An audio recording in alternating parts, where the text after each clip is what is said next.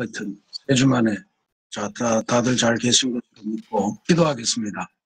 사랑의 하나님, 오늘 11월 한복판에 귀한 주일 주시고 우리로 하여금 하나님의 말씀과 더불어 예배하게 하시며 다시 하나님의 말씀을 공부하기 위해 TBC로 모였습니다.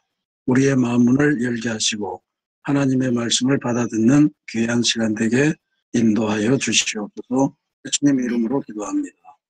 아멘. 자, 그러면 우리 소성미 목사님의 지난주 남번 의미에 대한 말씀을 드립니다. 네, 오늘 함께 나눌 질문지는 24번 10편 질문지입니다. 조금 헷갈리셨던 부분들이 있으셨던 것 같아서 그 부분들만 좀 설명드리겠습니다. 11번 문제가 시편 100편에 대한 문제였고 찬양의 핵심이 무엇이냐라는 질문이었는데요. 그것은 핵심은 여호와는 우리를 지으시니고 우리가 그의 것이라는 것에 대한 감사와 찬양이어서 하나님께서 우리를 창조하셨다는 것과 우리를 구원하셔서 그의 것을 되게 하신 그 하나님의 창조와 구원에 대한 찬양이 핵심이다라는 것입니다. 그리고 두 번째는 12번 문제를 보시면 그게 시편 107편에서 구속받은 4종류의 사람에 대해서 쓰는 것이었는데요. 그거는 총 4절과 10절과 17절, 23절 이렇게 나와 있습니다. 그래서 광야 사막길에서 방황하며 거주할 성읍을 찾지 못하는 자, 그래서 줄이고 목이 마른 사람이었고요. 그 다음에 두 번째가 흑암과 사망의 그들에 앉으며 곤고와 쇠사슬에 매여 하나님의 말씀을 거역하는 자. 그 다음에 세 번째가 미련한 자들로 죄악의 길을 따르고 악을 범해서 고난을 받아 모든 음식물을 싫어하게 되어 사망의 문에 이른 사람. 그리고 네 번째가 배들을 바다에 띄우며 큰 물에서 일을 하는 자. 이 4종류의 사람이 구속받은 자들을 이야기한 것이었다가 되고요. 그리고 14번 문제를 보시면 이 손이 있어도 만지지 못하며 발이 있어도 걷지 못하며 목구멍이 있어도 작은 소리조차 내지 못한다. 이것이 무엇에 관한 설명이냐라고 이제 질문이었습니다. 근데 여기에 우상이라고 말씀해 주신 분들이 계시고 우상들을 만드는 자들과 의지하는 자들 이렇게 답해 주신 분들이 계신데 답은 이 모든 것을 말합니다. 그래서 우상에 대한 설명이기도 하고요. 바로 그 뒤에 부분에 보시면 우상들을 만드는 자들과 그것을 의지하는 자들도 그와 같다라고 이렇게 말씀을 하고 있습니다. 그래서 이거는 우상과 만드는 자, 의지하는 자들에 관한 설명이다라는 것으로 이해를 해 주시면 되겠습니다. 네, 이 외에 혹시 시편 문제 하시면서 질문하실 사항 있으실까요? 네, 없으시면 이상 마치겠습니다. 네, 수고하셨습니다. 그러면 오늘 잠언 지혜로운 삶으로의 초대 혹은 삶으로 초대하는 지혜, 우리 교재는 그렇게 되어 있는데 말이 이상해서 바꿔봤습니다. 이 잠언인데 잠언이 영어 성경에는 Proverbs, 땀, 벽언 뭐 이런 말로 되어 있습니다. 이게 하나님의 말씀이냐라고 하는 면에 대해서 이게 성경에 편입될 때 여러 가지 문제 많았습니다. 히브리 사람들도 이거를 그냥 지혜서다, 지혜 문학이다 이렇게 이제 포함을 하는데 인간의 입을 통해서 고백된 하나님의 말씀, 뭐 이런 정도로 해석을 하고 받아들여야 되지 않겠나. 근데 이게 지금 팀 링크 이 프로그램이 업데이트 됐나 봐요. 여러분들 느끼시나요? 네. 이게 전체 공유 화면에서 여러분들의 화면이 뜨네. 말하는 사람. 말하는 사람이 뜨는 거죠.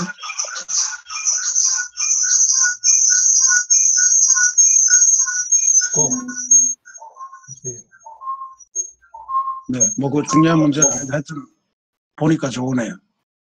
자, 그래서 오늘의 이 잠언 말씀은 사실은 강의하기가 대단히 어렵습니다. 그러니까 뭐 맥락이 있는 게 아니고 그냥 속담 모음집이거든요. 그러니까 가령 뭐 우리말로 치면 천리길도 한 걸음부터 소기의 경읽기 뭐 이렇게 1, 2, 3 막 나간단 말이죠. 그러니까 이게 무슨 그 구성을 나누기도 어렵고 그래서 결국은 절 단위로 속담 단위로 그렇게 해석을 하는 수밖에 없는데 우리가 주어진 시간에 그런 거를 하기는 그렇고 그래서 오늘은 주로 지혜 문학이라고 하는 것 속에서 잠언의 이야기를 한번 최대한도로 구성을 한번 나눠보면서 가도록 하겠습니다. 일단 지혜 문학이라고 하는 이거요. 이게 그 메소포타미아 문명이나 이집트 나일강 문명이나 하여튼 이 근방에 그 무렵에 심지어 항화 문명이라고 하는 중국 문명까지도 해서 사실은 이 3,000년 전, 4,000년 전 이때는 전 세계적으로 사람이 어떻게 살 것인가 하는 것에 대한 소위 말하는 지혜 이것을 논의한 게 유명합니다. 엄청나게 고대 근동 안에서도 그런 지혜 문학이 많이 발달했고 뭐 우리가 그냥 알고 있는 대로 중국의 춘추 전국 시대의 공자나 노자나 뭐 소위 제자백가라고 하는 이 사람들도 엄밀히 보면 다 지혜 문학으로 표현할 수 있죠. 그러니까 이게 그냥 이스라엘의 솔로몬만 이 작업을 한 게 아니고 당시의 모든 세계가 사람이 살아가는 이 땅에서 살아가는 어떤 현명한 처세 이런 것들에 대한 갈구가 다 있었고 그런 의미에서 이 성경이긴 하지만 문학적인 비평으로 보면 이게 고대 근동 사회, 그러니까 오늘날 중동이라고 부르는 그 사회에 있었던 지혜 문학이 상당히 영향을 주고받았던 거다. 이렇게 볼 수 있습니다. 그런 것들을 우리가 일단 인정을 하고 들어갈 필요가 있고요. 대체로 지혜 문학이라고 하는 거는 동양에서도 마찬가지지만 이 땅에서 어떻게 사람 노릇을 하면서 살 거냐. 한번에 언제 정명론을 한번 말씀드린 적이 있는데 주어진 본분에 맞는 삶을 어떻게 살아야 될 거냐. 그런 거에 대한 규정 같은 것들을 나누는 거죠. 대부분이 그렇습니다. 인생의 성공과 실패가 어디에서 비롯되냐. 성공하는 인생은 뭘 해야 되냐. 또 우리는 가족을 어떻게 생각해야 되고 국가에 대해서 어떤 책임을 져야 되는가. 뭐 이런 것들을 주로 논의했던 거죠. 그런 면에서 같은 지혜 문학이지만 잠언하고 전도서는 상당히 다르죠. 잠언은 현실 사회의 문제를 이야기한다면 전도서는 비교적 좀 오묘하지 않습니까?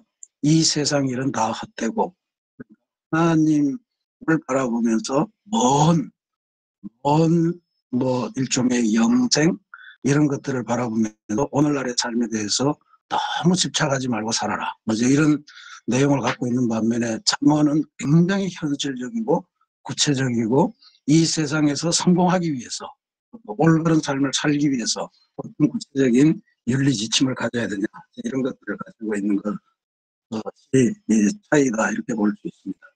근데 고대 근동에 이렇게 지혜 문학이 왕성했다고 해서 그게 이스라엘 지혜 문학하고 거의 같다 이렇게만 볼 수는 없습니다. 이스라엘 지혜 문학으로서의 잠언이라고 하는 것은 그 나름의 독특한 것을 가지고 있는데 가장 핵심적인 것은 하나님입니다. 일반적으로 고대 근동의 지혜 문학은 지혜를 인간의 지혜 이렇게 딱 규정을 합니다. 근데 성경에 나오는 잠언, 그러니까 이스라엘 지혜 문학의 핵심은 지혜는 하나님을 믿는 신앙에서 출발한 거다. 이걸 분명히 이야기하죠. 이게 근본적으로 다른 얘기입니다. 여호와를 경외함이 지식의 근본이고 여호와를 경외함이 지혜의 근본이고 여호와를 경외함을 통해 지혜가 나타난다. 이제 이게 잠언에서 말하는 핵심적인 이야기거든요. 그러니까 그러한 고백을 했던 잠언들, 그걸 이제 모아놓은 건데 대충 우리가 성경을 통해서 인정하고 뭐 이건 철저하게 문학적인 고증을 밝힌 건 아니지만 그래서 이제 열왕기상 4장 32절에 보면 솔로몬이 3,000개의 잠언을 지었다. 이제 이런 구절이 나와요. 그래서 잠언의 대부분은 솔로몬 거일 거다. 그리고 또 이제 열왕기 25장에 가면 잠언 25장에 보면 유대왕 히스기야의 신하들의 말모음이다. 이렇게 하는 구절이 나오기 때문에 그러면 솔로몬 왕을 필두로 해서 솔로몬의 후대에 하나님을 믿던 사람들 신하들 중에 뭐 지편자 학자들 같은 그런 사람들이 남겨놓은 좋은 작품들을 모아놓은 것이다. 이렇게 이제 이스라엘 지혜 문학으로서의 잠언을 볼 수가 있습니다. 그런 그 배경을 갖고 보면 대부분 솔로몬이 만든 것이고 30장에는 아굴의 잠언이라 하는 표현이 나오고 31장에는 르무엘 어머니의 잠언이다. 이런 게 나오죠. 그래서 이 르무엘 어머니 르무엘 어머니의 잠언, 아굴의 잠언, 이건 전부 다 에돔 사람의 이야기일 수다. 이렇게 그 성서학자들은 이야기합니다. 그렇게 크게 중요한 바는 아니겠죠. 근데 요거는 중요합니다. 이스라엘 지혜 문학이 언제 잠언으로 편집이 됐느냐. 그러니까 굉장히 많은 속담들이 있었을 텐데, 솔로몬만 해도 3,000개를 만들었다고 하니까, 그러니까 이런 격언들이 많은데 그걸 성경의 잠언으로 편집된 것, 그것은 대부분 바벨론 포로로 끝나고 고향으로 돌아와서 새롭게 성전을 중심으로 해서 하나님 진앙이 정립되는 그 시기에 아마 잠언이 형성이 됐을 거다 이렇게 봅니다. 그리고 중요한 거는요. 히브리 성경은 히브리 성경 TNK 타낙이라고 그랬죠. 그 TNK 타낙에 따르면 이 잠언이 지금 우리 개신교 이 성경과는 위치가 다릅니다. 히브리 성경은 잠언, 룻기 이렇게 간다 이런 거죠. 그게 한편에서는 타당성이 있는 게 잠언 31장이 현숙한 여인의 내용으로 끝나요. 현숙한 여인은 뭐 진주보다 뭐 귀하고 어쩌고 뭐 이런 게 나오는데, 근데 현숙한 여인으로 결말을 짓고 그 다음에 곧바로 현숙한 여인의 상징적인 존재인 룻의 이야기가 나온다. 이렇게 보면 히브리 성경은 이런 면을 굉장히 중요했고, 룻기는 보통에 있어서는 역사서로 포함되지만 그 히브리 성경에서는 지혜 문학으로 포함이 된다. 이런 점들은 우리가 상식으로 알아놓을 필요가 있을 것 같습니다. 왜 안 넘어가죠?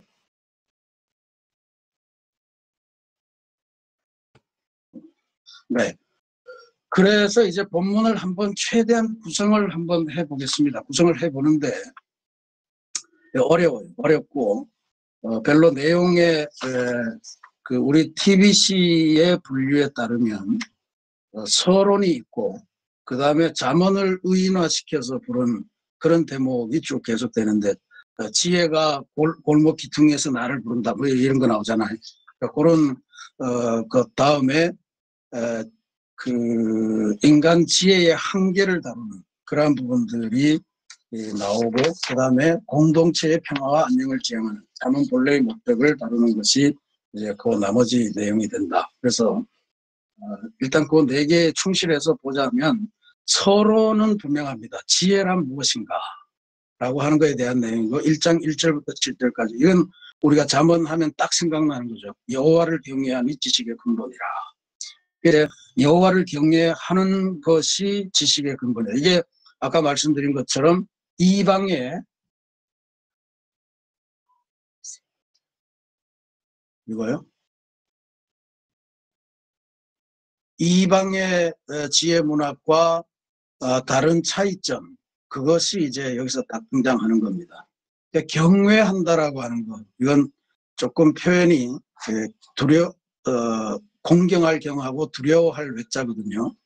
그래서 이 경외한다고 하는 것은 하나님을 두려워해서 멀리한다, 뭐 이런 의미보다는 오히려 경외라고 하는 것은 순종의 의미를 갖습니다.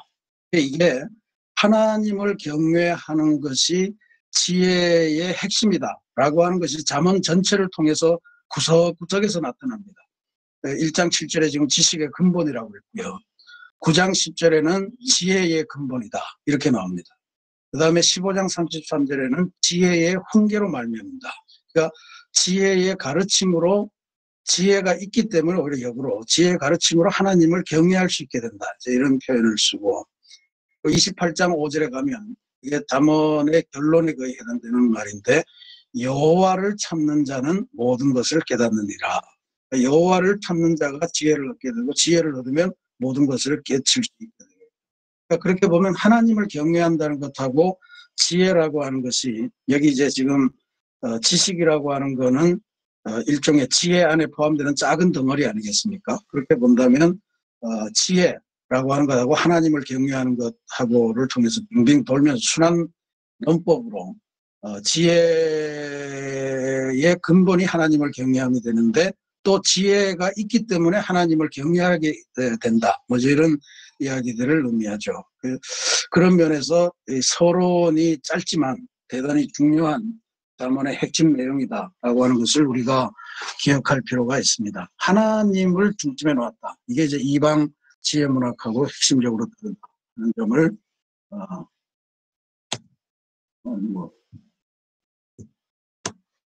네.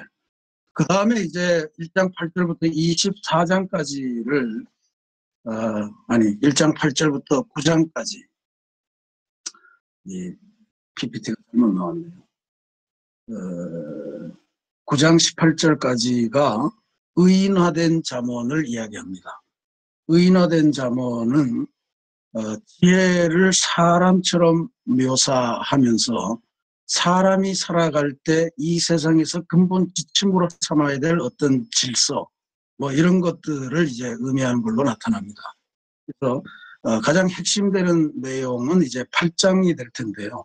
8장에는 지혜에 대해서 어떻게 쓰냐 하면, 천지 창조 시에 이미 존재하고 있었고, 그리고 하나님께서 천지를 창조하실 때 하나님 곁에서 하나님의 사랑받는 존재로서 창조에 관여하는 것으로 나타납니다.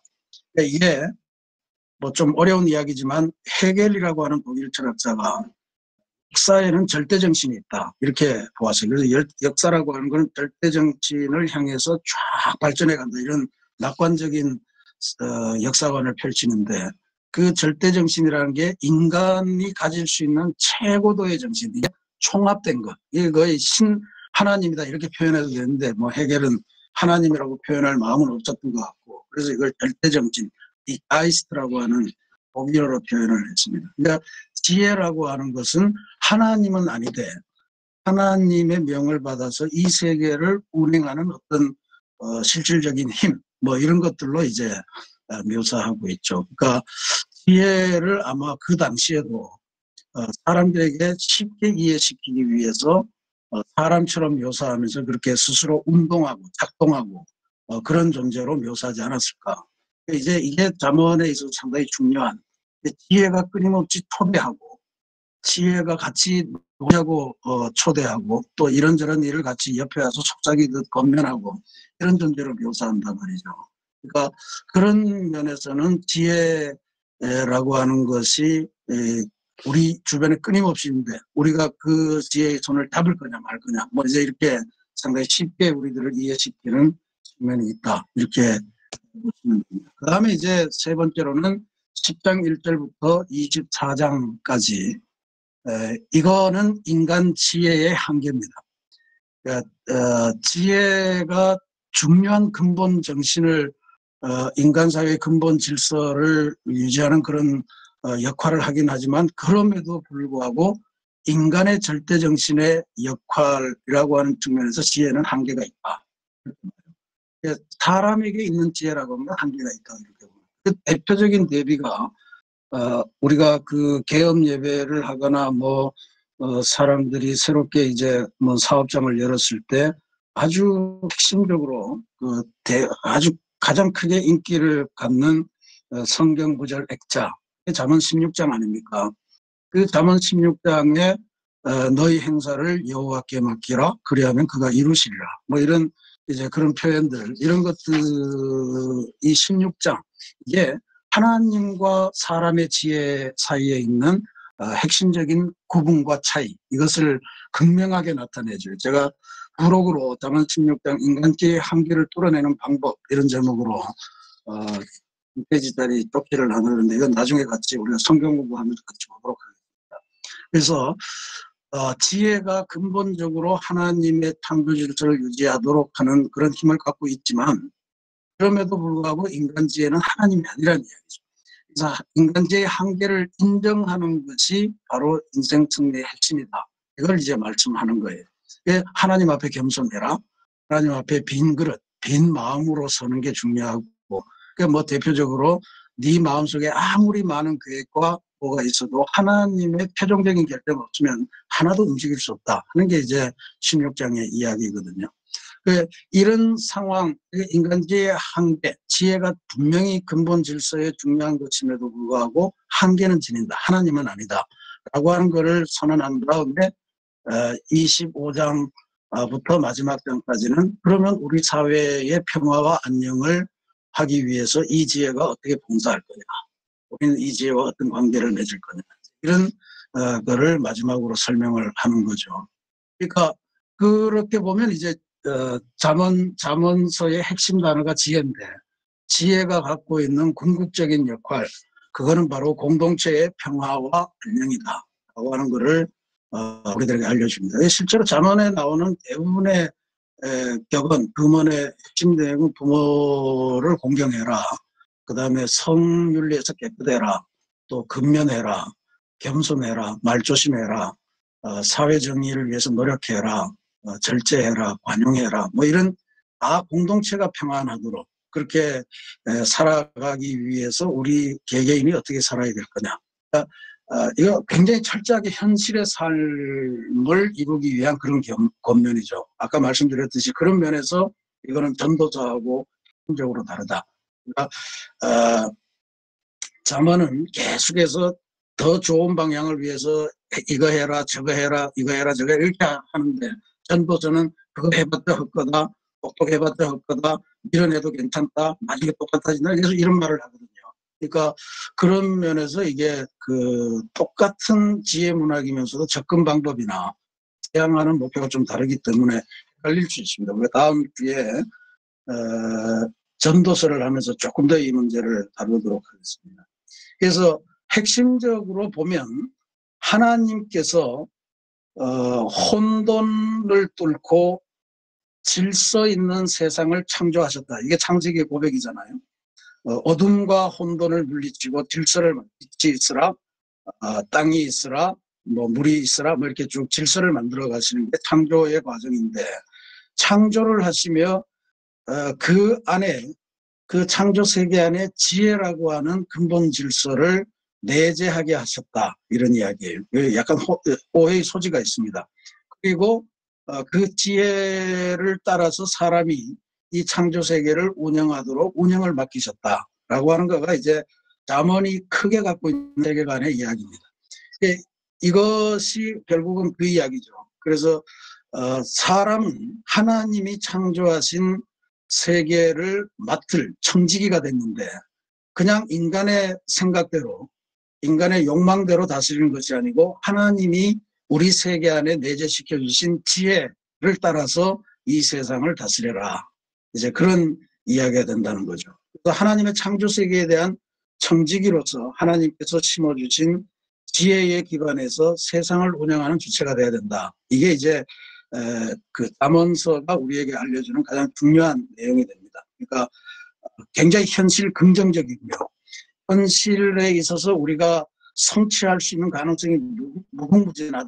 이렇게 잘 살면 우리는 훌륭한 청지기가 될 수 있다. 이런 긍정적인 면을 심어주는 겁니다. 이 청지기라고 하는 게 뭐 집청자, 지기는 우리말 지기 이렇게 되는데 헬라어로 쓰는 오이코노모스가 되는 거거든요. 오이코노모스라고 하는 오이코스라고 하는 게 집이고 오모스라고 하는 게 법칙이라고 하는 뜻입니다. 집을 지키는 법칙 혹은 집을 지키는 사람 이런 뜻으로 이제 해석이 되는 거죠. 잠언의 이야기는 현실 세계, 하나님이 창조하신 현실 세계를 우리가 더 잘 관리하기 위해서 인간으로서 어떤 면모를 가져야 될 거냐.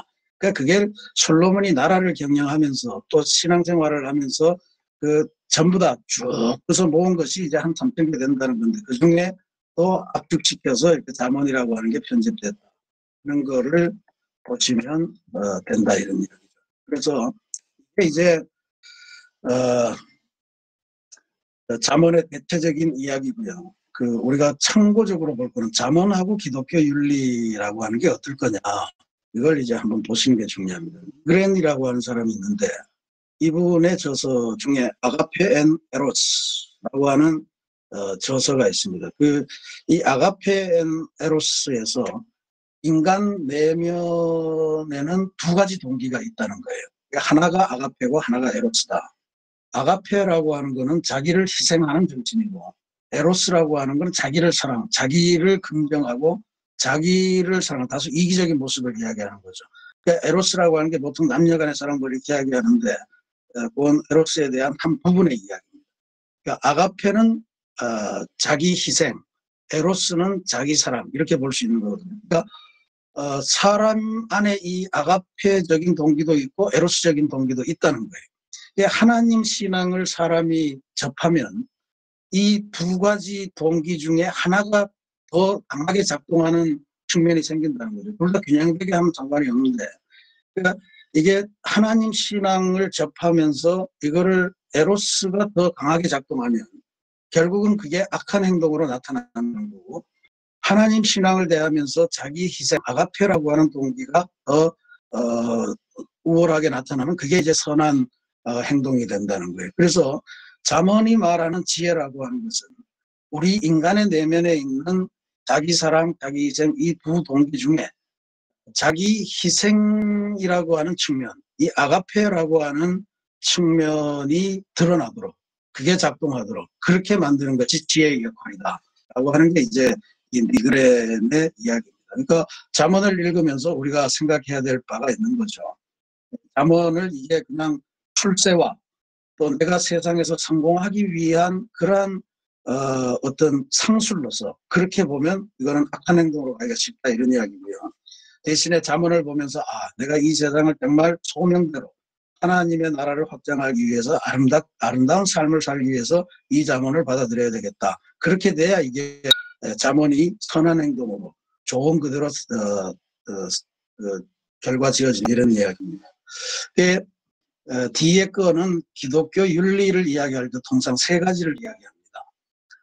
첫 번째는 규범 윤리라는 게 있어요. 이거는 규범, 카테고리를 딱 정해놓고 성경 안에 있으니 문자 그대로 지키는 게 윤리다 이렇게 주장하는 바가 있어요. 근데 이건 너무 안 맞죠. 3,000년 전에 하나님이 하신 말씀이긴 하지만 3,000년 전의 사회 윤리를 오늘날도 그대로 문자 그대로 지켜라. 뭐 지키는 사람도 없습니다만 가령 순댓국 안 먹고 뭐 이렇게 살아가는 사람 크리스찬이라고 그런 사람은 없잖아요. 그러니까 이건 구경 윤리는 중요하긴 합니다. 문자 그대로의 의미를 따라가는 건 중요한데 규범 윤리 그 자체는 기독교 윤리가 될 가능성이 있고 그다음에 또 하나는 도덕 무형론이라는 게 있어요. 하나님의 은혜에 기대서 사는데 그 우리한테 도덕이 뭔 필요가 있냐. 하나님의 은혜, 하나님이 시키는 대로 그냥 하면 되는 거다. 이렇게 해서 사회적인 역할관들을 방기하는 경우가 많이 생기죠. 최근에 나타났던 사랑제일교회 같은 경우가 바로 이런 철저한 도덕무형론. 우리는 하나님의 말씀을 직접 듣고 하나님이 시키는 대로 한다. 사회 이따운 거는 아무 소용이 없다. 이렇게 가서 막 강원에 모이고 방역 이런 것도 무시하고 이렇게 살아가요. 전형적인 기독교 윤리가 하나님의 은혜에 완전히 묻혀버리는 그런 것이 되죠. 그리고 이제 1960년대 이후부터 유행하기 시작한 게 상황윤리라고 하는 개념입니다. contextual ethics라고 하는데 모든 윤리는 규범 자체가 의미가 없다 이렇게 보는 거예요. 오히려 공동체가 처한 상황마다 규범이 달라진다 이렇게 보는 거죠. 그래서 상황 속에서 사람으로 최선의 선택을 하는 게 윤리다. 근데 말로 보기에는 굉장히 좋은 말입니다. 근데 이거는 뭔 이야기냐면 상황이라고 하는 거가 얼마나 객관적일 수 있느냐 하는 점에서 문제가 돼요. 그러니까 우리 집단 안에서는 이게 최선이었는데 좀 더 넓은 상황에서 보면 그건 아주 나쁜 이야기가 될 수가 있는 게 있잖아요. 그런 경우가 많이 있을 거예요. 우리 집으로 봐서는 너무 좋은 선택인데 사회적으로 봐서는 아주 악을 범하는 그런 경우가 있죠. 가업을 잘 유지시키기 위해서 때로는 탈세 같은 게 미덕으로 어쩔 수 없는 그런 상황이 되긴 하지만 그건 전체적으로 규범으로 보면 반사회적인 것이 될 수 있는. 그래서 이 상황윤리라고 하는 게 좋은 것 같은데 그 규범이라고 하는 기본 자체를 인정하지 않으니까 그때 달라요. 이렇게 되는 거예요. 윤리가. 그래서 이런 기독교 윤리를 생각할 때 이 세 가지를 반드시 생각을 해야 되고 그렇기 때문에 기독교 윤리는 규범 윤리가 돼서도 안 되고 도덕 무형론이 돼서도 안 되고 상황 윤리로 끝나서도 안 됩니다. 기독교 윤리의 핵심은 잠언이 가르쳐 주는 거예요. 하나님을 올바르게 경외하는 신앙.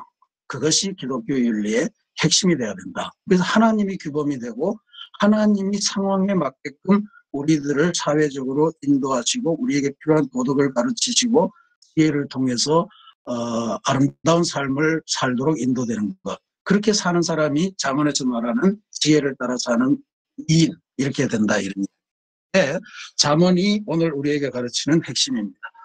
잠언 강의는 이 정도로 하고요. 별지로 나눠드린 잠언 16장 말씀을 한번 보겠습니다. 이것은 우리가 잠언 그 성경을 읽으면서 같이 보셔야 됩니다. 잠언 16장을 한번 펴치고요. 워낙 많이 보셨죠.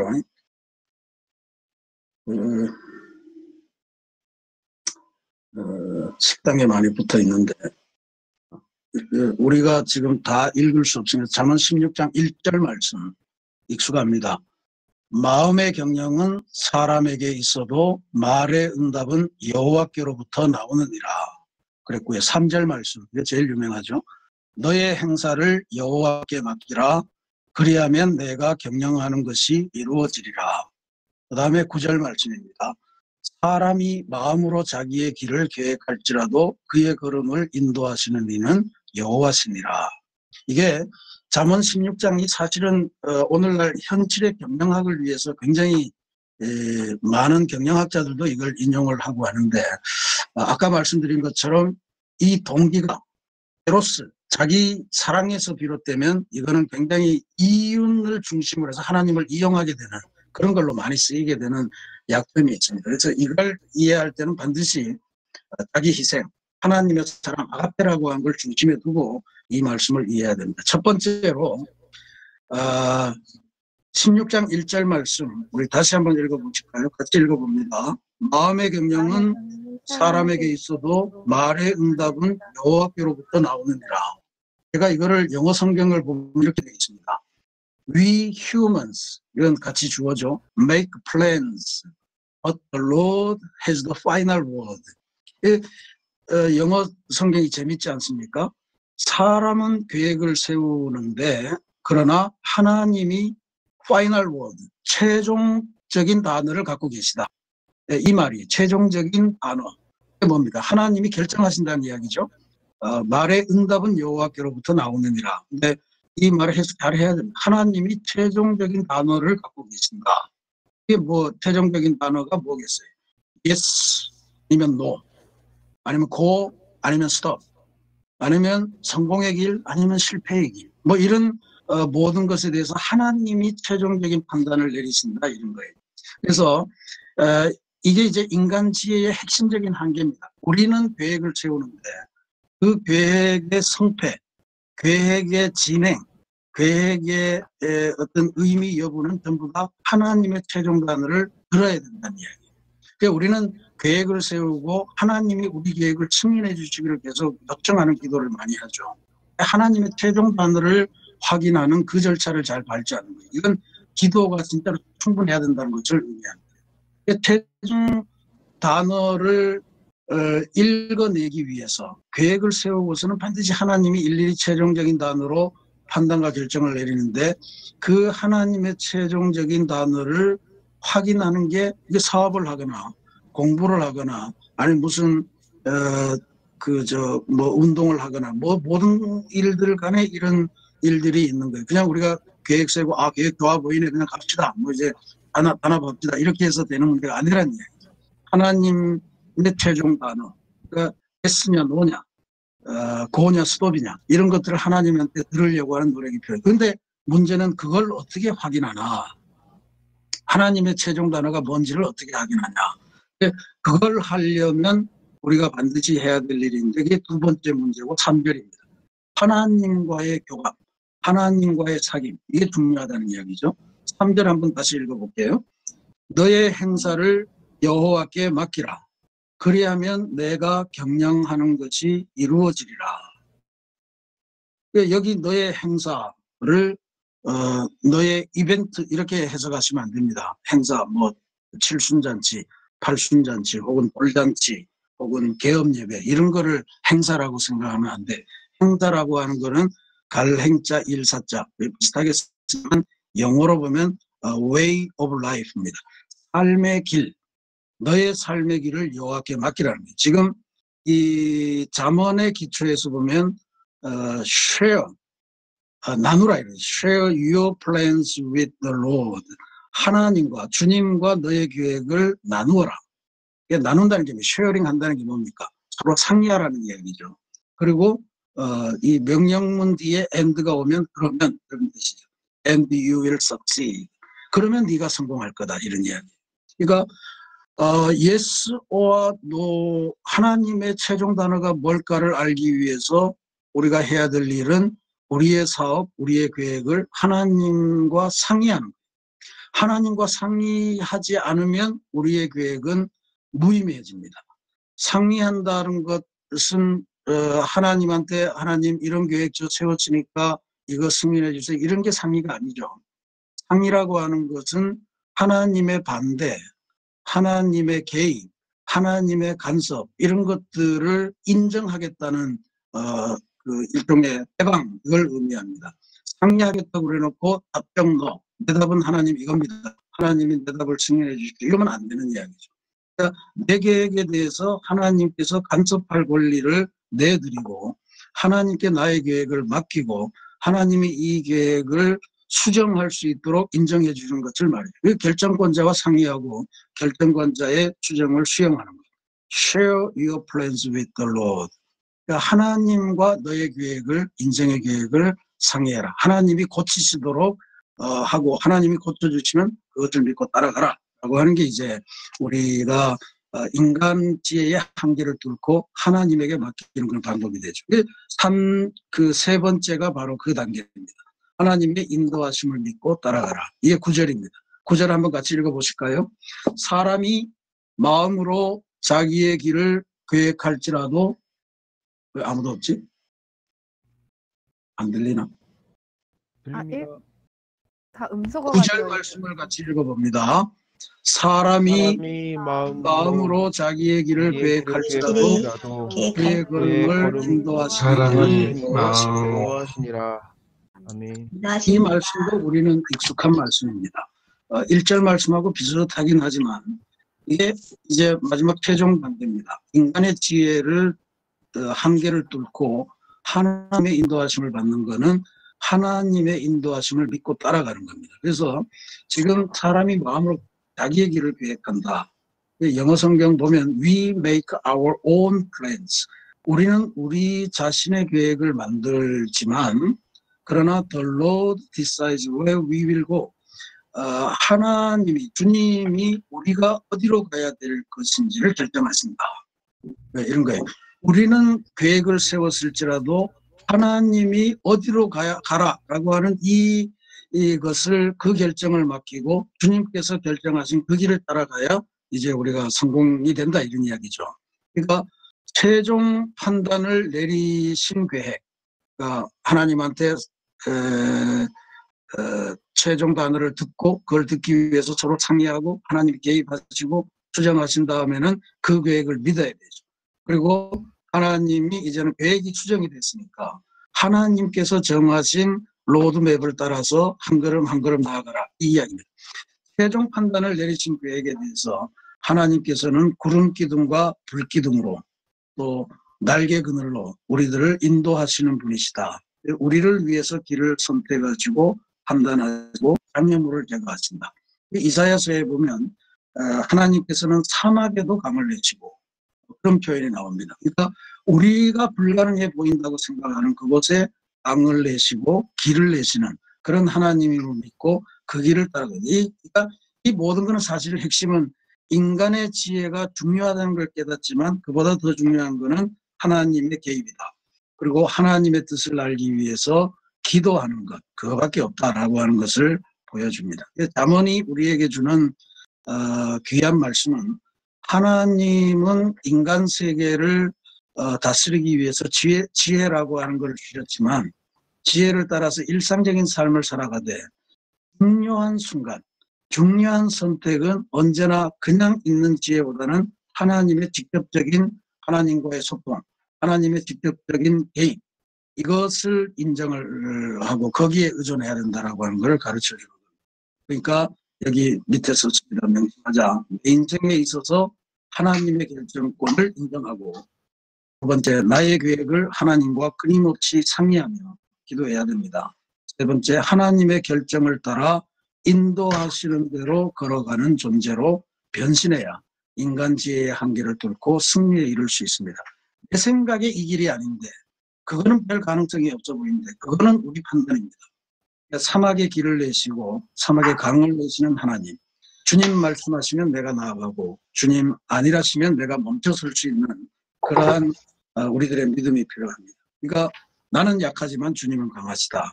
나는 부족하지만 주님은 완전하시다. 주님은 나에 대한 답을 갖고 계시다. 그것을 분명히 기억하고 인생을 살아가실 때 니그렌이 말한 대로 자기 사랑, 에로스의 동기를 갖고 가지 마시고 하나님을 사랑하는 마음, 아가페의 동기를 가지고 나를 하나님이 변화시키시고 내 걸음을 하나님이 인도하시고 내 계획을 하나님 수정하시고 그렇게 해서 하나님 중심으로 인생을 바꿔주는 것이 아마 가장 강력하게 인생을 하나님 보시기에 아름다운 곳으로 만들어가는 그 길이 될 거다. 그렇게 우리 새신교회 성도 여러분 모두가 특별히 이 TBC 공부하는 우리 모든 성도님들이 그와 같은 하나님의 길에 또 하나님의 간섭을 수용하고 지혜로운 삶을 살아가는 그런 역사를 누리시기를 기도드리겠습니다. 오늘 강의는 여기까지 하도록 하고요. 27강은 삶을 긍정하는 유실론적 허무주의. 그건 정말 할 이야기가 너무너무 많을 것 같아요. 복잡할 것 같은데 전도서를 열심히 재미나게 좀 읽어보시기를 바랍니다. 여기까지 하고요. 혹시 잠언을 읽으시면서 아마 모든 구절들이 다 좀 우리의 문화 또 시대적인 한계 때문에 말뜻 자체를 해석하기 어려운 게 많으리라고 봅니다. 그래도 서로 질문할 수 있는 게 있으면 같이 하도록 하시죠. 최승환 목사님은 뭘 하세요? 거기 어디입니까? 어디 그 좋은 데가 있어? 이 사진 집이 엄청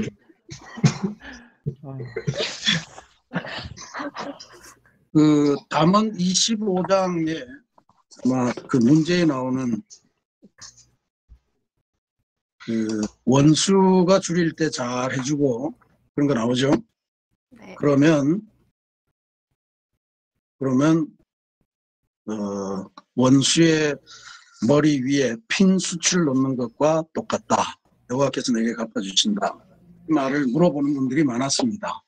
여러분들 어떻게 그 해석을 하셨는지 한번 답을 해보시겠어요? 몇 번이죠? 질문지? 질문지 12번이요. 다 내서 안 갖고 계세요? 네. 소정민 목사님 몇 번 문제예요? 아, 12번 문제는 기억하시죠? 문제. 네.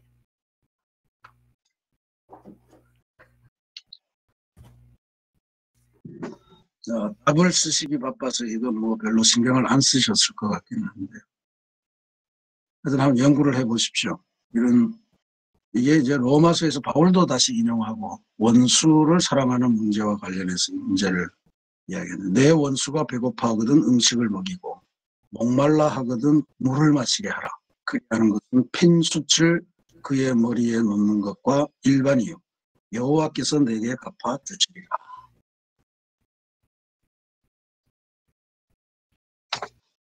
이 답을 쓰신 분 안 계세요? 백지 내셨습니까? 어떤 분은 하나님이 알아서 한다고 칩니다. 이렇게 썼다고 그러더라고요.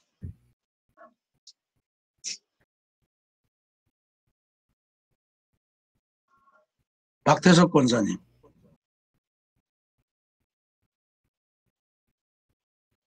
박태석 권사님, 뭐라고 음소거 해주셔야 쓰셨습니까? 됩니다. 네? 마이크를 끄셨나 보네요. 예, 아, 음소거가 되어 지금 있습니다. 음소거되어 있습니다. 음소거가 되어 있으시구나. 오늘 핸드폰에서 음소거를 그 마이크를 모양을 한 번 더 눌러주셔야 권사님 소리가 나옵니다. 유영균 장로님은 뭐라고 쓰셨어요, 답을? 음소거 되어 있으신데. 아직 못 냈습니다.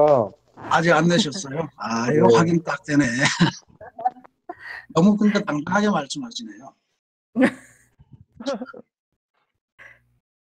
예.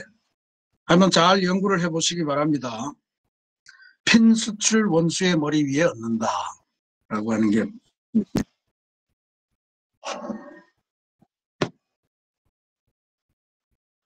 자, 다른 질문 없으시면 그만둘까요? 벌써 나가신 분도 계시네. 알아서 다 나가시네.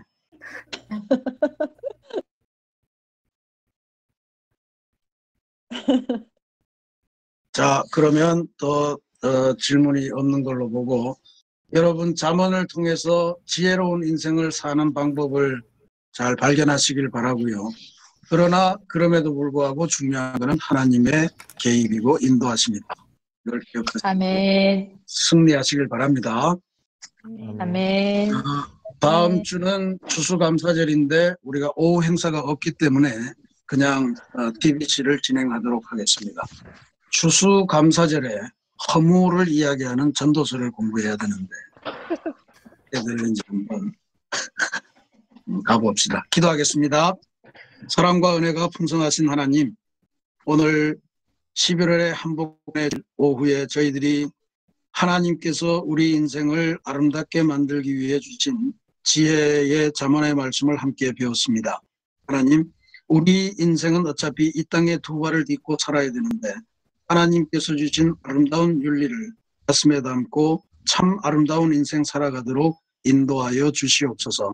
그러나 인생의 가장 중요한 순간마다 우리들이 알고 있는 그냥 습관적인 지혜에 의지하는 것이 아니고 다시 한번 하나님께서 최종적인 단어를 갖고 계시고 하나님과 내 계획을 상의하며 하나님의 수정을 받아들이며 하나님께서 인도하시는 길을 따라 우리들의 인생을 열어가는 진짜로 지혜로운 길을 걸어가는 귀한 믿음의 사람들이 되게 주님 인도하여 주옵소서. 추수감사절을 맞이하며 새벽 특별 기도로 나아갑니다. 아버지 하나님, 우리의 마음을 다시금 도와주시고 하나님 앞에 풍성한 것으로 감사할 수 있도록 도와주시며 이렇게 할 때 더 풍성한 미래로 인도실 있는 마음이 충만하게 해주셔서 우리가 이번 2020년 어려움이 많았으나 그래도 풍성한 감사로 한 해를 잘 마무리할 수 있도록 인도하여 주시옵소서. 예수님의 이름으로 감사기도 드립니다. 아멘. 아멘. 자, 내일부터 수업이 시작되니까 누가 이렇게 갑자기 켜서 방해를 했어요. 새벽 기도 시작되는데 저희들이 출석을 부르고 완주하신 분에게 큰 선물을 드리려고 생각 중입니다. 여러분들 새벽을 깨우시고 한번 2020년을 마감하는 이때 감사와 과 그리고 소망으로 잘 마무리할 수 있기를 바라며 이번 새벽 기도회를 완주할 수 있기를 부탁드립니다. 자, 그러면 한 주간 동안 평안하십시오. 안녕히 계십시오. 네. 수고하셨습니다. 감사합니다.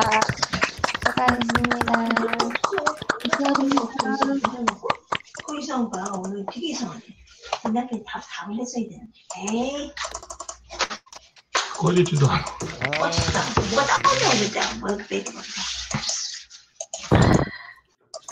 아니, 핸드폰 이렇게 있지? 그래 말씀 잘 읽어야 돼.